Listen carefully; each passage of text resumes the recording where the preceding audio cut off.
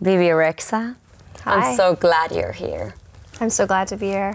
Actually, we love Bebe so much in Finland that I have something for you.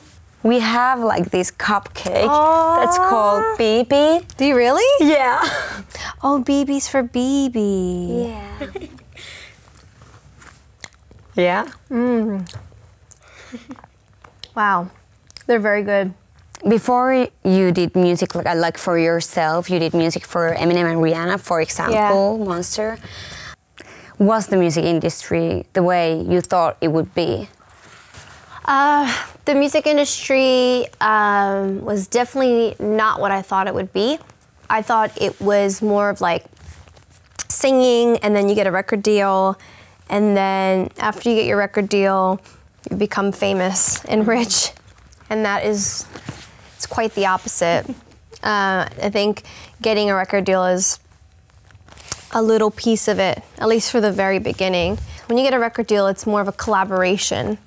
If you don't know who you are as an artist or you don't have the material, then they can't help you. Once you know who you are and you have a fan base, the record label's job is to magnify what you have and to help put money into it and build a team around you internationally.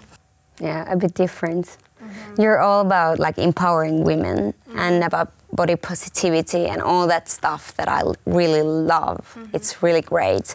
And how you speak in public about those things. For example, like maybe a few weeks ago, you posted this picture of yourself with your booty out.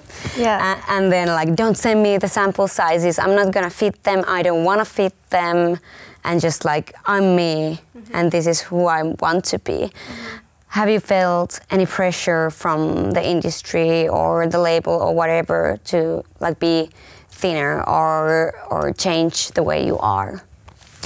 I think it's kind of like an unspoken thing, like people won't tell you to your face anymore.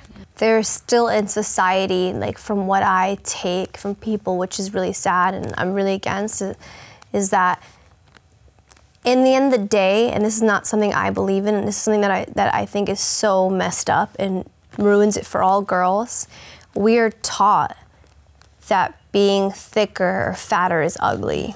Like we are taught because we see models, we see, you know, just the girls in magazines, the girls on TV. And I know a lot of these girls in real life and they're very, very, very, very, very thin. And now some girls are naturally thin and that's a beautiful thing as well.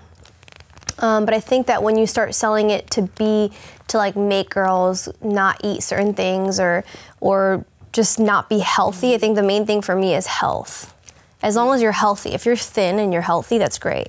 If you're thicker and curvier and you're healthy, that's great. If you have no curves, that's great. If, you know, like no matter what, I just think as long as it's healthy, I just feel like it's tough for females now because we have so many standards to live up to. And I'm definitely all about body positivity, and I definitely get, it's something that's unspoken, like people don't say it, but the second you lose weight, people are like, you look great. Oh my God, I hate that. I hate that. I'm like, go fuck yourself. Yeah. Don't tell me I lost weight. I had this experience where I ended up, I broke up with my boyfriend after like 7 years. And I didn't sleep or eat for 3 months, and I was like super sick at the moment. And everybody was just like, "You look amazing," and I was just like, "I've been crying for 3 months." Yeah, and I can't eat, and they were just like, "Yeah." And it's like you could choose that. You could choose. Would you rather choose being in that position of being really sad and skinny, or would you choose? You know, it's like everybody has a different story and a different body. Not one body is made the same. When I grew up, to me, like I have my insecurities about my body, like it could be my thighs sometimes, and you know, like I love my butt, but it could be my thighs. And somebody might look at my body and be like, wow, her body's incredible. But then I could be around other people and I'll be around models and they're so thin and so tall that it, you know, kind of, there's always better in the world. That's just what the world that we live in, just normal human nature. There's always better. And there's always worse, and it's terrible, I think, to put everybody on a scale. I referred to like an Instagram post earlier about you saying that I'm not gonna fit in the sample sizes, and the same caption said that I always wanted to be a skinny pop star. Yeah. Where did that come from? I think, well, I grew up watching Britney Spears and Christina Aguilera, and they were always so fit and incredible, you know? They definitely had like different body types than me. They had more of like, you know, I have like way bigger thighs and ass, and they're all about like their abs, and they're super thin. And when I grew up, I watched, you know, like Mandy Moore and Christina Aguilera and Britney Spears and Jessica Simpson, and that was the body type. Yeah. You know, even when like Gwen Stefani came out or Pink came out, it was always thin, thin, thin. So for me, I think it's really cool that there was like a change even with the Kardashians, because as much as people want to have their opinions on them, no matter what they did or didn't do to their bodies, they made girls around the world be like, oh, well, it's cool to have a big ass. Yeah. I talked about the empowering women, and you've been very outspoken about that in public and in events and everything, and that's really, really great. But like in Hollywood and in the film industry, there was like this gate of Harvey Weinstein and Me Too and everything. Is like, because if you think about the music industry, it doesn't have that kind of scandals, not yet at least. Yeah, there's many of them. Really? Yeah, I think just a lot of them are not spoken about. I think that what Kesha went through was definitely something like that. I don't know much of the story, but I know that she came out and spoke about it. So I think that was definitely overlooked. Yeah. But there definitely are things that happen like that. And I definitely think there is a shortage of women in the music business. And it's not me talking against men, because there have been a lot of men in my career who have helped me, that have been like father figures to me, that I'm so grateful for.